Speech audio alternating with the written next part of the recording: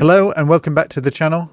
Today we're back in Klipstrand, our coastal city on the edge of the map, right beside the major cargo port.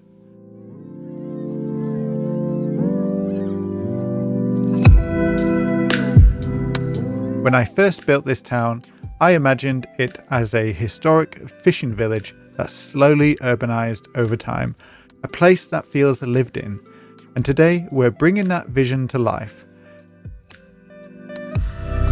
We're embracing the raw, cluttered charm that makes harbour towns so unique.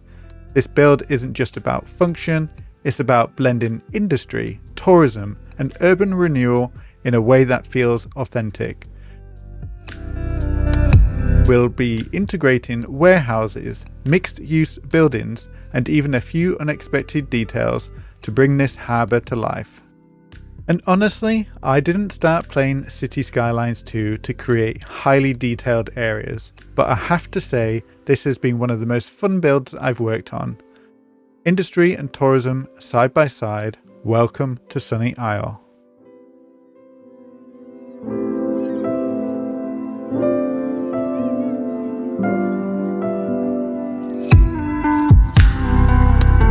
Hi everyone, I'm Scunny and today we're playing City Skylines 2.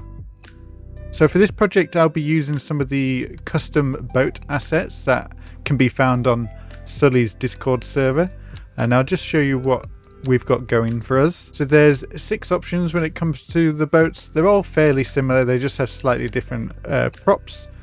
So the first one, version 1, if you have a really close look at the edge of the boat, it's nice and clean. Flat edges. This one's got a little bit of a more decorative trim to it. The same with this one, and I think again and again there's only minor changes to these, but when you add them all together and you can change the colors using the recolor mod, you can start to create quite an interesting looking harbor area. When I first created this town, I wanted it to tell a story. I wanted it to have history, and a part of that history was that this city was first established as a fishing village, and over time the fishing village had been replaced with the port. However, I don't want to create a dedicated man-made harbour that comes out to the sea. We're going to have a beach-based harbour where the boats are actually just stored on the sand. And maybe this isn't sand, maybe this is gravel, so it's a much easier surface to work on. And this is actually quite common in some parts of the world. In the south of England, there's a few coastal areas such as Hastings that still have boats sitting on the sand like this. It's a working harbour, and when the tide comes in, the boats can come back out. And it creates an interesting look. So we're going to take some inspiration from that and create our own land-based harbour.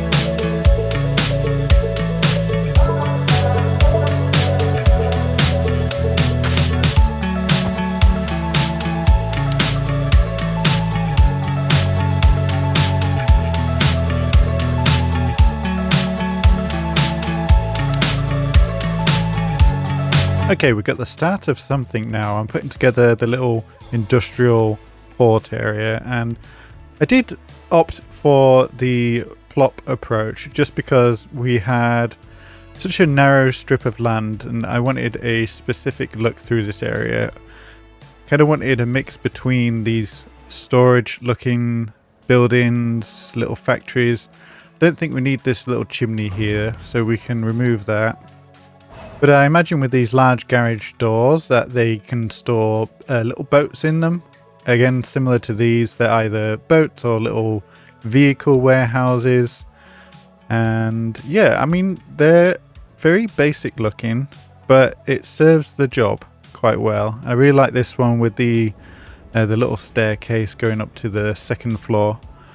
And then over here I had a little awkward spot which was on a bit of a hill, so I've got a couple of these Eastern European, I think they're the mixed use, a couple of these kind of like spliced together, dropping down a little bit on the elevation. It kind of works, they kind of blend together quite nicely, and it really makes this corner going under the bridge a little bit more interesting.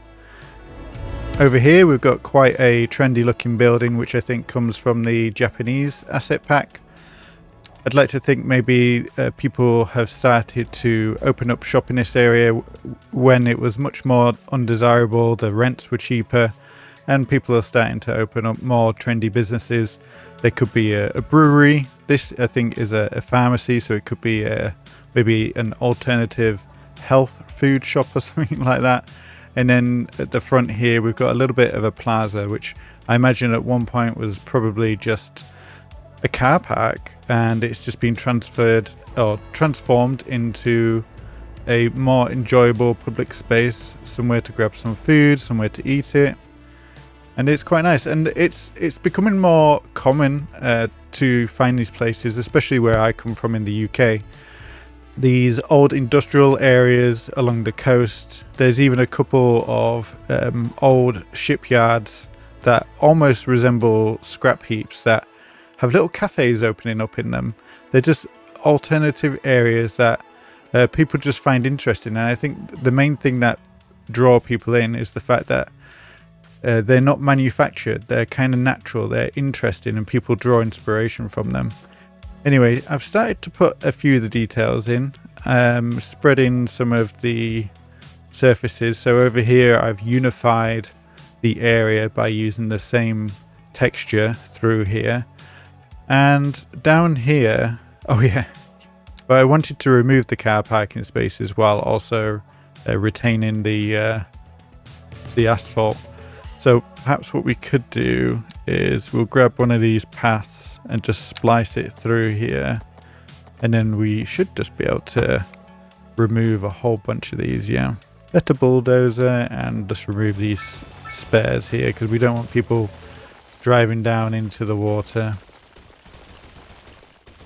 I quite like the randomness of just having a couple of parking spots along here.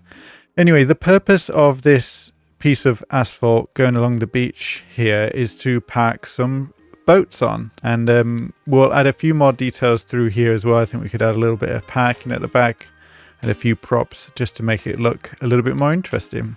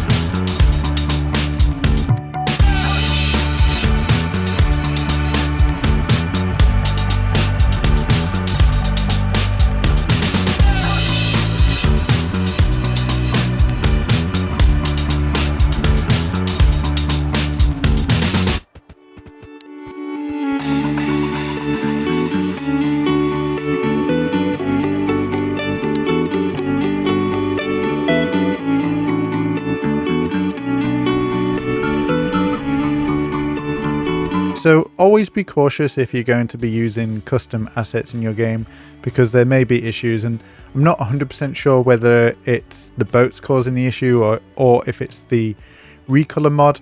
However, I did have a fairly consistent crash where I was using the picker tool and I was selecting some of the vehicles just to get some color inspiration, and I probably crashed about 3 times. So yep, be extra cautious. But yeah, this is what the area is looking like now, and it's probably the most detailed build that I've ever done in City Skylines 2. And I've used a few new assets which are, well, new to me at least. I've got a new mod or new asset pack that is on the PDX mod store. These decal net lanes. These are by G87 Elgendo, and these are pretty cool because you can just draw them out like any other net lane. And I've got one just underneath the boats, as you saw there as they flashed in. I'm not one to use decals in my build just because I don't think my computer could handle it. However, I think in these very important, highly detailed areas, it kind of works out. I think one of the main reasons why I'm always so cautious about using them is the contrast with everything else. Typically, City Skylines 2 aesthetic is very clean, very shiny.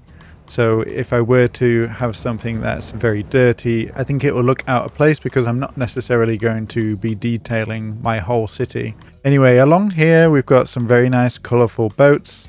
I sneaked in some of these homeless tents just to kind of look like objects on the boats themselves. And we've got these little log roads, I can't remember what you call them now, kind of like boat launches, just to help the boats come down the sand. And yeah, it's come together really nicely. I really like that yellow boat. I stole the colours from a taxi. The rest of it is, yeah, like I said, looking really, really good. We've got a few of those abandoned cars, and we've got this little boat on wheels, you know, about to be shipped out. It's pretty cool. And then over here I started putting together a little bit more of the recreational area. As I mentioned earlier, this area is slowly being absorbed by tourists. So we've got the pub here, which has probably always been there, but people don't necessarily want to just sit in the garden, they really want to enjoy those views. So we've got a nice little pub garden out at the front, using some of the pocket parks and domes covered parking, and even this little covered park here. And because it's one tile away from the road, it still says it's connected. And yeah, it's great. Eventually we will start to see people coming down here and using them, and because we've used proper park assets, they will actually use the benches and sit down on them. But if we just have a look at this from the distance, this whole area is now starting to integrate into the overall city. It's looking great, especially against the bright blue ocean. As you're coming in, you'll be able to spot those brightly coloured boats just poking out over the top of the warehouses, and you might wonder, oh, what is that? And you might decide, if you're on the train, to take a walk down and find somewhere nice to eat. Maybe get a craft beer. Anyway, I think next up we can start to concentrate on this area around the train station. We haven't got that much build space around this area, so it'll have to be fairly light in what we create, but I think we could do something special.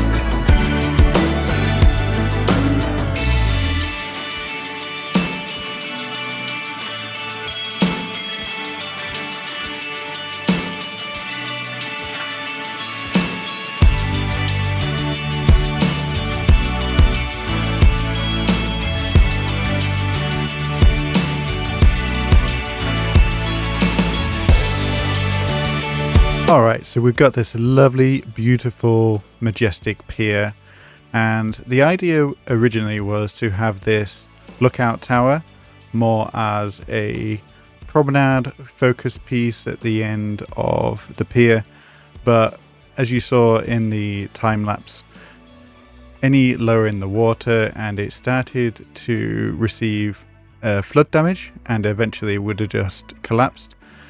So instead we opted to kind of set it back a little bit, and it's more of an observation tower now. And I'd like to imagine this may have been one of the older structures in the city. This area was mostly industrial. I'm trying to tell a story here. The reason why the train station is set so close to the beach is because the beach itself was quite industrial. We've got some remnants of that industry left over here with our little rustic fishing industrial area. It would make sense to have the train line come right up to the waterfront to help move cargo, fish stock and anything else coming in on the boats. Perhaps there's a rum distillery or a craft beer brewery in the area.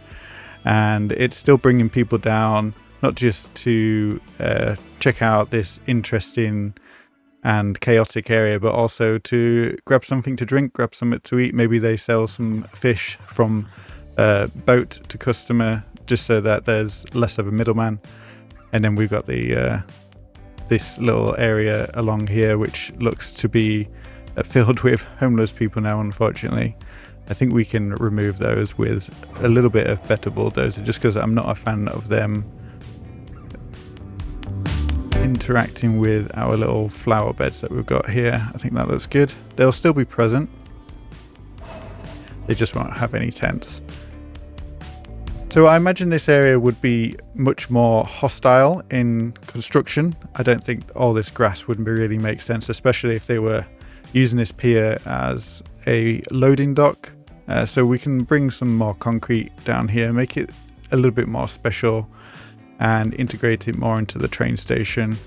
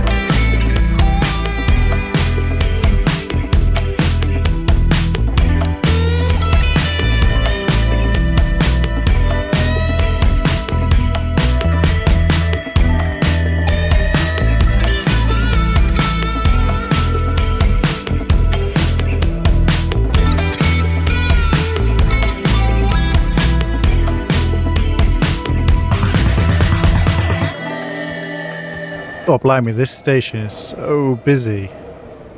I really do think it might be time to upgrade the train soon.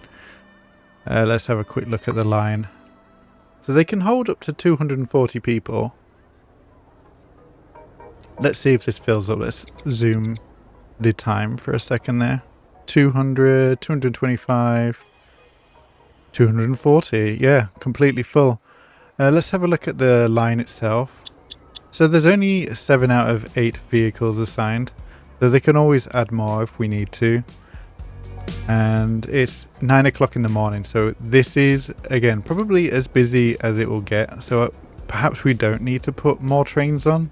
It's at capacity during rush hour, but for the rest of the day it's probably a lot quieter. Anyway, zooming out, let's have a look at the new harbour area. So I'm imagining that over time, this whole area was redeveloped slowly. Some of these buildings, which may have been industrial buildings, historic industrial buildings, have been refurbished. And these Eastern European commercial properties are perfect for that kind of vibe. They have this kind of modern look to them while also retaining the old style architecture, especially with this exposed brick. Very, very nice. And the front of these properties are facing the train station because this is where most of the activity would have taken place. And I'd like to imagine maybe once upon a time there was an old market here, which has eventually been replaced with a more sterile, clean, modern market, something to please the tourists. However, as you can see, we've only got one lonesome visitor, and that's because it's just not in a very good spot. I mean, the city, the heart of the city is thriving. You got loads and loads of people coming down here, which is great. Look how busy this looks. It looks like a real high street, one that's very popular. Somebody walking 5 dogs down there. And then the view from here is fantastic, although I have blocked it a little bit with that building, but I imagine that building is quite old and it's associated with the old pier. But, you know, it could get busier over time. It might just need to take a moment to catch up. I can see there's a few people walking around. We've got this taxi clipping through our little flower bed there. But it looks good, you know, I like it. We've got a little restaurant area at the back of these buildings, which I think is quite nice. And then I've put these little walls along the beach promenade just to protect it from the sand coming in. However, it's still coming into this little grassy area. And then over time, I think once the industrial buildings had passed and automobiles had become more popular, some of that space had been taken up by car parking, which is yet to be converted.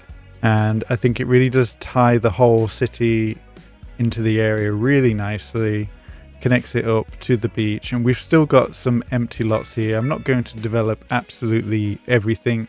I quite like having some space to come back to in the future, but I just think it's those little details that you can put in. You don't need to go completely overboard, but if you're going to be revisiting the area again soon, you've got to put those details in just to appreciate it. I mean, these little UK homes might be slightly out of place, but I think the back of these properties just look nice and chaotic. They kind of suit this old rustic charm that we're trying to go for in this city. And it looks good. Yeah, like I said, a couple of empty spaces. Like we've got this little peninsula area here, which I'd like to do something special for. I don't know what we could put out here. Maybe a big fancy hotel, or maybe something a little bit more historical. Yeah, let me know if you've got any ideas in the comments. I would love some input on this. It's quite a sizable piece of land. I think we could do something quite special.